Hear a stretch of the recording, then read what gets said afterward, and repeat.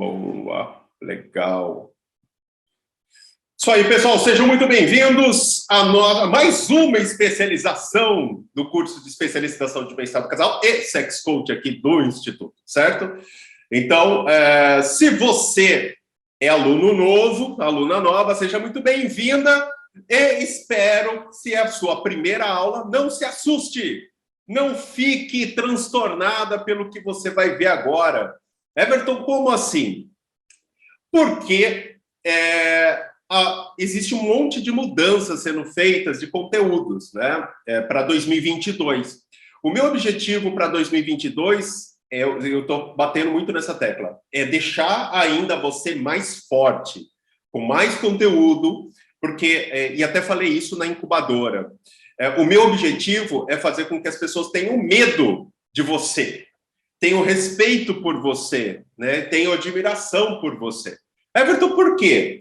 Porque a ideia é que quando você fale onde você se formou, que tipo de curso, que tipo de profissão, as pessoas comecem a falar, opa, peraí, não é uma pessoa que eu posso falar qualquer besteira ou questionar, porque eu sei que essa pessoa tem um conhecimento basado. E eu falo porque isso já acontece comigo, tá? Tem alguns alunos aqui que já fizeram salas comigo no Clubhouse e eles sabem disso. Às vezes a pessoa abre uma sala lá, falando sobre relacionamento e sexualidade, e eu entro na sala, tipo, parece que dá um gelo, sabe? Tipo, a pessoa, olha, gente, lembrando que é uma sala, a gente só não tem nenhum especialista, o pessoal tá, sabe? Tipo, já muda um pouco do discurso. E a ideia é exatamente essa mesmo, é deixar você o mais forte possível, tá?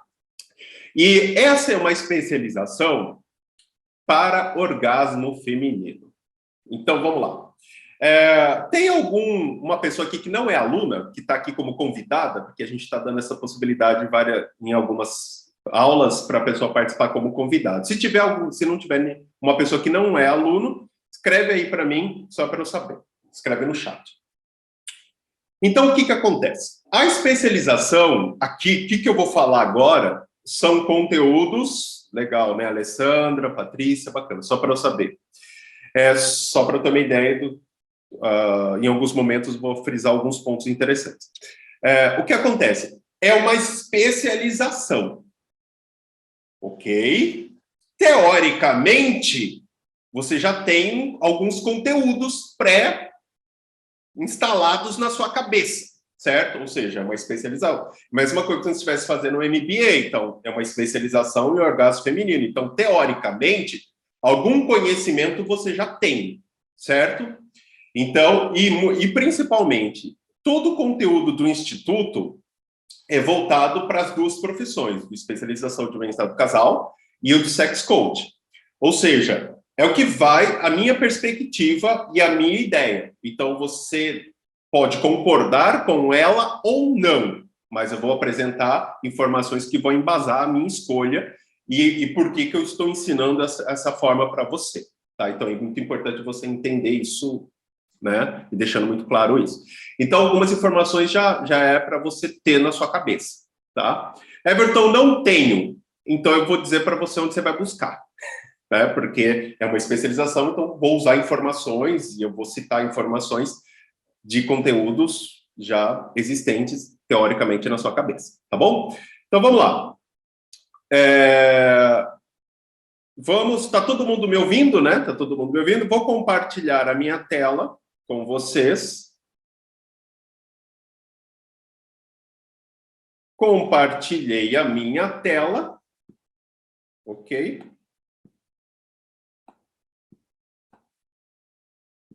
Vocês estão me vendo aí, né?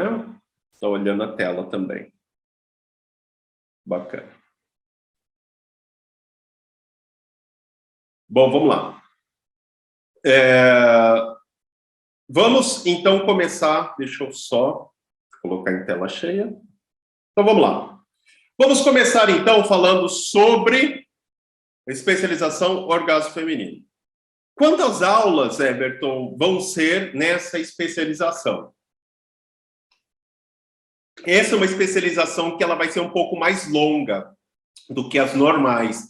Então, eu imagino que sejam mais ou menos em torno de umas 6, 7 aulas, tá?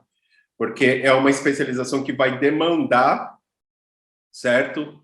Mais conhecimento, Ok? Então, vamos lá. O que é o orgasmo? Né? Vamos entender o conceito de orgasmo. Tá? O que é o orgasmo, Everton?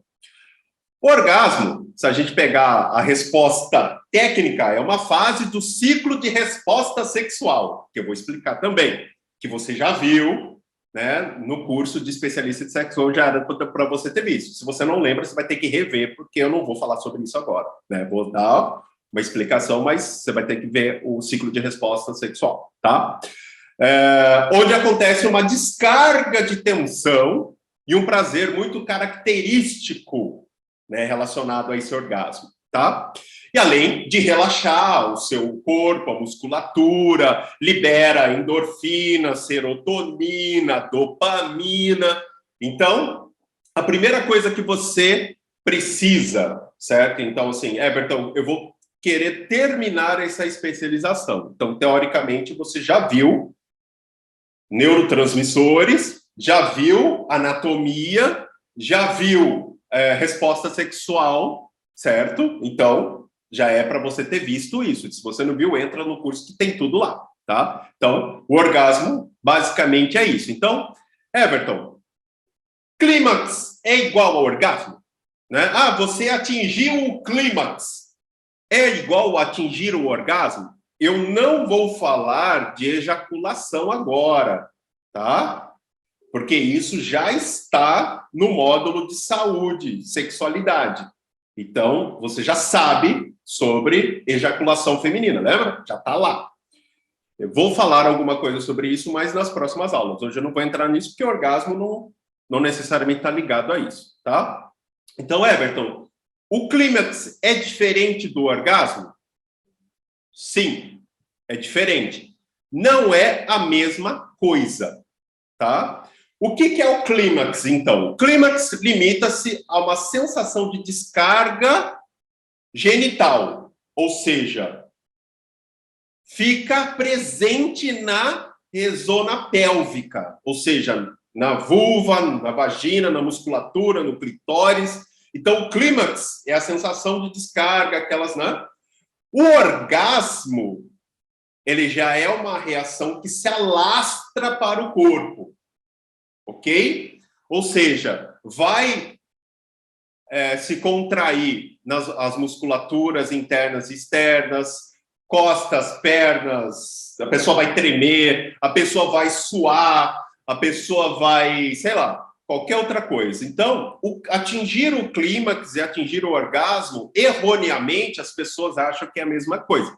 Mas não é, são duas situações diferentes. E essa é uma informação que não tem na parte da fase 2. Então, lembrando que como é uma especialização, é um complemento do que está lá, ok? Então, por isso que é muito importante você fazer a fase 2 na parte de saúde, né, sexualidade. Então, o clímax é diferente do orgasmo. Então, o clímax vai se restringir a uma descarga de sensações na parte genital, na zona pélvica, ok? O orgasmo, ele já vai se alastrar por todo o corpo. Vai influenciar a sua respiração, o seu, sei lá, o seu tato, sei lá, qualquer outra coisa. Vai se alastrar pelo corpo, tá? Então, o clímax é diferente do orgasmo, ok? Vocês estão me ouvindo, né? Estou vendo gente falando que está sem áudio aqui, né? Mas vocês estão me ouvindo, né? Coração mais acelerado, é isso mesmo. Vocês estão me ouvindo, então? Então, né? Beleza, então tá bom. Então, vida que segue. Deixa o pessoal aí que depois eles assistem a gravação, se não conseguir. Então, vamos lá. Beleza. Então, vocês entenderam, né, que clímax é diferente do orgasmo. Vamos entender um pouco sobre a história. Everton, essa história vai complementar o módulo de história da sexualidade, ok? Então, você já viu história da sexualidade, então isso aqui vai complementar aquele módulo lá. Então, vamos lá. Segundo a ciência, vocês já se perguntaram por que o orgasmo existe? Porque, teoricamente, ele serve para quê, o orgasmo? Vocês pararam para pensar? Alguém sabe? Escreve aí no comentário. Vocês sabem para que serve o orgasmo? Fala, não sei para que serve o orgasmo. Não tenho a mínima ideia. Né? Tem muita gente que não sabe. né? Para que serve o orgasmo? Então, qual que é o objetivo do orgasmo? Segundo especialistas, tá? Os nossos, né, os ancestrais femininos, de vocês mulheres, né, as suas ancestrais, né, elas passavam por um processo de ovulação induzida, ok? Então, conforme você, mulher, foi evoluindo, o corpo feminino, como masculino, foi passando por várias mudanças e várias transformações, né? E a principal delas seria a mudança de posição do clitóris. Olha só que louco, certo? Porque na época em que a ovulação era induzida, lá nos nossos ancestrais, a pré-história lá atrás, certo? O clitóris ficava mais próximos, né? Mais próximo dos canais reprodutivos. Provavelmente, segundo esses especialistas, dentro da vagina. Para que o contato sexual, ou seja, a penetração, estimulasse o orgasmo. Imagina os homens das cavernas, eles não tinham ideia do que era penetração, clitóris. Não, meu, era o negócio vai que vai e vida que segue, né? Então, segundo especialistas, o clitóris ficava muito próximo, até dentro da vagina, para que o contato sexual estimulasse esse orgasmo. E, consequentemente, a ovulação. Olha só que legal. Tá vendo? Então, para estimular também a ovulação. Tanto é que hoje existem pesquisas que, para a mulher que tem dificuldade de engravidar, ela tem muito mais facilidade de engravidar se ela chega ao orgasmo. Olha só que legal. Então, não é total falta de sentido nesse negócio, não. Tá? Então, por isso que é importante a gente entender. Então, teórica, as mulheres devem ter sofrido nessa época, viu, Camilo? Bem por aí mesmo. E o que acontece? Quando o clitóris, né, mudou de posição no sistema reprodutivo feminino, o orgasmo deixou de ser necessário para ovulação, para a liberação dos óvulos. Ou seja, segundo os cientistas, antigamente a mulher tinha que atingir o orgasmo para poder ovular. Depois, com a evolução, com o passar do tempo, isso deixou de ser necessário. Então, com a mudança de local, né, de posição do clitóris, o clitóris passou a ser menos estimulado durante o sexo. E aí, acabou dificultando mais o orgasmo. Lembra que no módulo, na fase 2, eu falo sobre orgasmo feminino, e a gente fala sobre orgasmo clitoriano e o orgasmo vaginal? Eu não vou falar sobre isso agora, né? Mas você já viu isso na fase 2, certo? Se você não viu, vai ter que ver essa aula de novo. Ok? Então, começou a ficar mais difícil ter o orgasmo, porque é muito mais fácil você ter um orgasmo pelo clitóris do que pelo canal vaginal ou pelo sexo anal, certo? É muito mais fácil, certo? Mas, todavia, contanto, porém, alguns estudos indicam que o orgasmo ainda exerce essa função reprodutiva, como eu falei para vocês, certo? Por quê? Quando você tem o orgasmo, você que é mulher tem o orgasmo, atinge o orgasmo, certo? Vamos voltar um pouco aqui, ó. Vamos voltar aqui, ó. Aqui, ó. Entendo por que eu falei sobre isso, ó. Preste atenção. O clímax, ele fica na região da zona pélvica, ou seja, ele faz ali na vulva, né, no clitóris, aquela parte. O orgasmo, ele tem contrações musculares, que ele pega para dentro do corpo, pega em todo o corpo. Tá vendo por que é importante você entender, né? Everton, a mulher pode sentir sensações, ela pode atingir o clímax e não atingir o orgasmo? Pode! Pode. Então eu posso, nossa, tá pulsando o clitóris, eu estou sentindo que eu gozei? Não. Então, às vezes, não sempre, mas a mulher ela pode sentir o clímax e achar que chegou ao orgasmo, mas não necessariamente chegou ao orgasmo. Lembra? Vocês já assistiram o filme de Pernas pro Ar, né? Lembrando que até entrevistei a pessoa que escreveu o filme, né? o roteirista, o diretor do filme De Pernas pro Ar, que é o Marcelo Sabac. Se você não viu essa entrevista, ouça, que é muito interessante, no podcast Relacionamento Fora da Caixa. E lá tem a personagem principal, que ela já sentiu orgasmo? Não sei. Aí ela vai lá com o vibrador e consegue. Você pode ver que ela tem uma mudança. Então, às vezes, a mulher ela pode ter o clímax, atingir o clímax, ter uma sensação próxima ao orgasmo, mas não necessariamente ela chegou ao orgasmo. Conseguiram entender? E aqui fica muito claro isso. Tá? Peraí. Vocês entenderam? O homem também, né? Exatamente, Tatiana. O homem pode ter o orgasmo sem ejacular. Tá vendo? Não vou entrar nisso agora, mas pode. Você tá vendo que o clímax é uma coisa. Então, você, se você for atender alguém, a pessoa fala assim, eu já cheguei ao orgasmo. Será? Às vezes não. Às vezes, nossa, pensei que tinha chegado ao orgasmo, mas não cheguei. Ela atingiu o clímax, mas ela não teve um orgasmo. Tá vendo a diferença? Como é importante? Você pode ver que são duas coisas distintas. E é importante você saber isso, porque na hora do seu atendimento, você pode encontrar pessoas, mulheres, que atingiram o clímax, mas não atingiram o orgasmo. Então é importante você explicar a diferença para... entendi. Né? Para poder identificar o que é o quê. Ok? Então, ao ter o orgasmo, continuando, os músculos do útero se contraem e vai impulsionar, olha só que louco, vai impulsionar o esperma até o óvulo. Tá vendo? E, além disso, ele vai estimular a maior prática do sexo, aumentando a chance de gravidez. Tá vendo como o orgasmo também está ligado ao meio de reprodução? Né? Então, clímax e orgasmo. Né? Então, isso que acontece. Ok? Vocês sabiam disso ou não? Escreve aí nos comentários.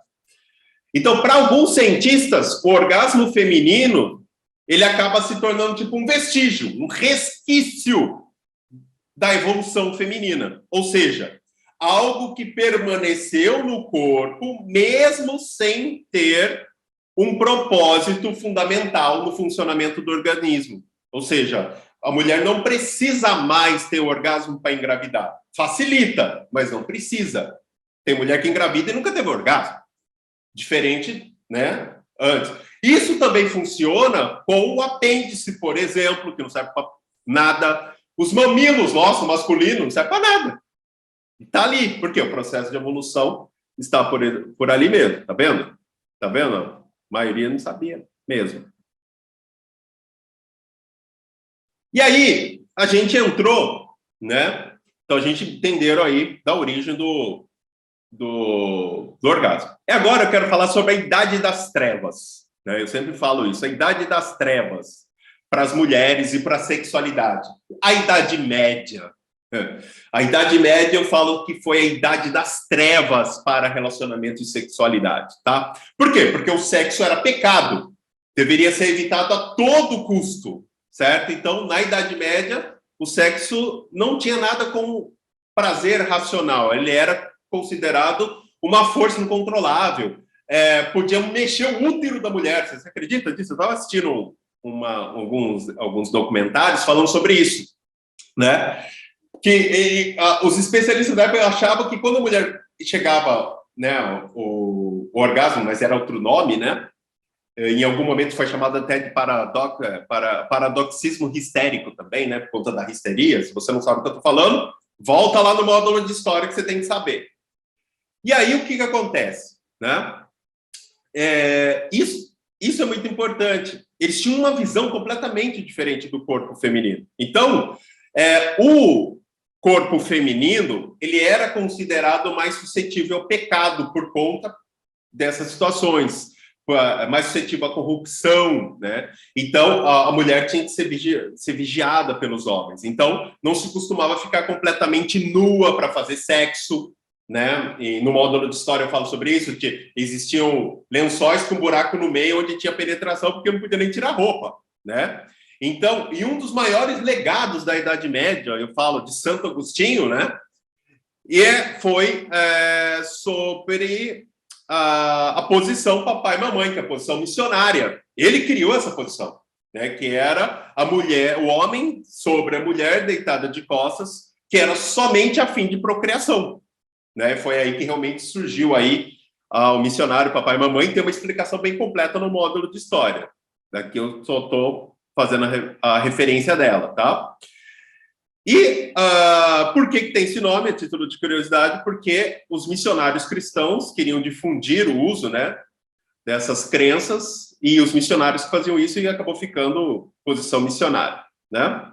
E a ideia dos cristãos, né, era que era uma única posição própria, né, apropriada para a mulher, porque ela tinha que se sujeitar ao marido. Então, o recato, né, a mulher tinha que ser recatada, mesmo em quatro paredes, né, diferente de hoje. Eu quero uma puta na cama e uma santa. Não, tinha que ser santa em todo lugar. Tanto é que eu já atendi homens que a esposa não faz sexo anal, a esposa não faz sexo oral, esposa, imagina, nos dias de hoje, né? Então, para vocês terem uma ideia, tá? A masturbação, então, que eu vejo muita gente falando, né, sobre a mulher conhecer o seu corpo, né?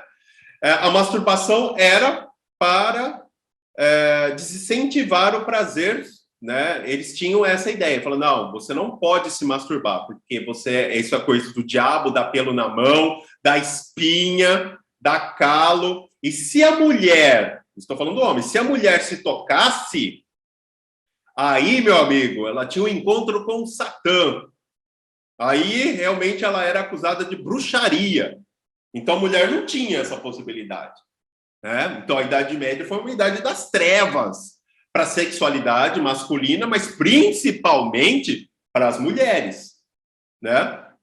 E a gente viu quantas mulheres acusadas de bruxaria justamente por conta da sua sexualidade, que queriam explorar a sua sexualidade, né?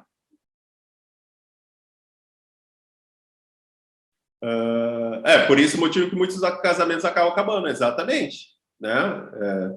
Não tinha o que fazer, não. E até hoje, né? E a influência da igreja nos dias de hoje também é presente, como eu falei. Então, a gente tem resquícios, heranças da Idade Média, da Idade das Trevas. E eu vou dizer para você, nos dias de hoje a gente vê homem falando, mulher, esposa não pode, mulher não pode. Você não, com 15 anos você não é virgem? Ai, meu Deus do céu, nossa senhora. Ou, ao contrário, agora tem essa, né? Agora tem a politicamente correto, você tem 28 anos, é virgem, a pessoa fala, meu amigo, então tem uma coisa errada com você é doente. Né? Então tem isso agora também, né? Então tem o contrário agora também, né? Que é o politicamente correto. Mas a Idade Média, né, principalmente a igreja, a gente tem resquícios, tem muita herança negativa, certo? Desse período, certo? Então, por isso que é muito importante. Então, a ideia, realmente, a igreja pegava muito isso, a ideia da mulher ser submissa ao homem, ela não tinha poder sobre o seu próprio corpo, né? E aí, influenciou, principalmente, no desenvolvimento da sexualidade feminina. Porque se as mulheres não se encaixavam naquele status quo de sexualidade, que é o padrão de sexualidade, elas eram bruxas, não eram honestas, não eram mulheres decentes, não podiam casar, né? E a sexualidade feminina não era explorada, né? Ela era tão inexplorada que até hoje, até, vamos dizer, o começo do século XX, né? A gente está no século XX, as pessoas nem conheciam o orgasmo feminino. Né? Se vocês pararem para pensar, a histeria, né, que ficou aí, começou nos anos de se não me engano, 1700, né, por aí, e terminou nos anos 1900 e pouquinho, 1920, 30, exatamente porque eles não tinham ideia o paradoxismo histérico, que é o orgasmo. Né? Everton, não sei do que você está falando, então vai lá no módulo de história e veja a histeria lá, que foi uma doença que foi um resquício da Idade Média, que se ficou até os anos 30, mais ou menos, começo dos anos 40, no máximo. Tá? E, para vocês terem uma ideia, como isso é forte, né? Segundo um estudo, né, feito pelo Instituto Avon Data Popular, 48% das mulheres entrevistadas dizem achar errado a mulher sair com os amigos, sem a companhia do marido ou namorado, nos dias atuais. 80% afirmam que a mulher não deve ficar bêbada em festas ou baladas, até mesmo por conta da roupa, né? Você já viu isso? Né? Trata relacionamento e sexualidade, né? 68% das mulheres acham errado a mulher ir para a cama no primeiro encontro, né? Que louco, né? Nos dias, uma vez eu saí com uma moça, há uns tempo atrás, uns 5 anos atrás, mais ou menos. E a gente estava, a primeira vez que tinha saído tal, e eu estava no meu flat, e pega. Ah, não sei se eu posso. Fala, tudo bem, você é dono do seu corpo, você faz o que você quiser e vida que segue. Acho que ela sentiu tanta confiança que ela me agarrou, mas você vê como, nos dias de hoje, a mulher ainda está pensando nisso, né? Então, olha só, né?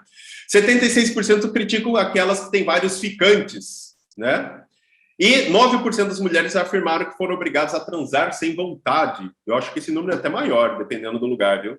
E 30% das mulheres já tiveram relação sexual sem camisinha por insistência do parceiro. Olha só que louco. E o que acontece? O grande marco, e eu vou dizer para você, para a mulher, ocorreu após a Primeira e a Segunda Guerra Mundial, né? Onde a mulher teve que sair de casa. Tanto é que o primeiro sex shop no mundo, está no módulo de história, né? Você não sabe, foi de uma alemã, Betty Usch, certo? Por uma mulher. Primeira loja, que não era sex shop, era um sex shop, mas não era o nome sex shop, era uma loja de aconselhamento marital, né? Então, foi a partir da Segunda Guerra Mundial, ok? Então, o grande marco da transformação da sexualidade feminina aconteceu principalmente após a Segunda Guerra Mundial. Por quê? Porque nesse período os homens estavam na guerra, morreram, principalmente na Europa, muitos homens morreram, as mulheres estavam sozinhas, tinham que trabalhar, tinham que pagar a conta, tinham que evitar os filhos, e foi um dos motivos pelo qual surgiu, né, o primeiro sex shop, né, justamente trabalhando isso. Então, a partir da Segunda Guerra Mundial, que a mulher aí começou a ter uma grande mudança na sua sexualidade, tá? Mas a gente tem um marco muito forte, que foi a criação da pílula anticoncepcional. Isso mudou muito para as mulheres, porque elas tinham controle se elas queriam engravidar ou não, elas poderiam fazer sexo sem preocupação, certo? Então, muitas mulheres iniciavam para tomar pílula anticoncepcional um mês antes do casamento, né? Então, um momento que mudou bastante a sexualidade, né? E deu poder para a mulher sobre o seu corpo, foi a pílula anticoncepcional, tá? E, Everton, tudo isso faz sentido? Faz, vocês vão entender daqui a pouquinho, tá? E vale a gente falar também sobre a Revolução Industrial, que as mulheres vêm conquistar os espaços, as mulheres começaram a votar, as mulheres têm mais autonomia, a independência. As mulheres hoje, né, elas têm mais autonomia, não está no ideal, mas elas têm muito mais do que tinha antigamente. E hoje elas estão buscando muito mais o prazer no sexo do que a procriação, né? E para vocês terem uma ideia, quando saiu o livro 50 Tons de Cinza, né?